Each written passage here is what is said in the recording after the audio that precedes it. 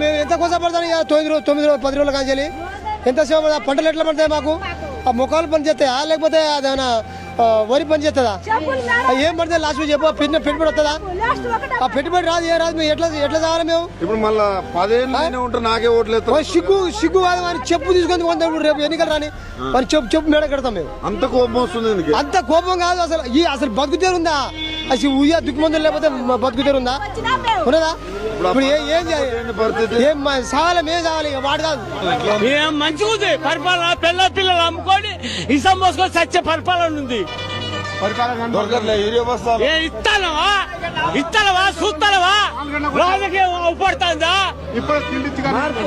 మీరు యూరియా కోసం రాజకీయం కోసం రాజకీయమైన అచ్చా ఉంది ఊరియా కూడా అచ్చా ఉంది మళ్ళీ గెలుస్తాడా మేము పూలుగానే ఎత్తాం చెప్పులు కావు పూలుగానే ఎత్తాం వచ్చేది ఎందుకు మాకు అన్ని వస్తానే అని యూరియా కొరత కృత్రిమంగా కాంగ్రెస్ పార్టీ చేసింది, కాంగ్రెస్ ప్రభుత్వం చేసింది. వాళ్ళు దళారీలో బ్లాక్ మార్కెట్లను ఆపలేకపోతున్నారు. మేము ఎంత అవసరం ఉంటే అంత ఇచ్చినాము.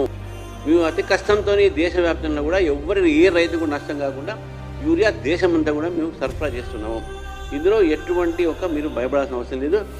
రైతులు చెప్తా ఉన్నాను, ఇది కేవలం కాంగ్రెస్ పార్టీ చేసినటువంటి పొరపాటు వల్లనే ఈ రకమైనటువంటి పరిస్థితి రైతులకు వచ్చింది అనే విషయాన్ని మీ ద్వారా స్పష్టం చేస్తాం.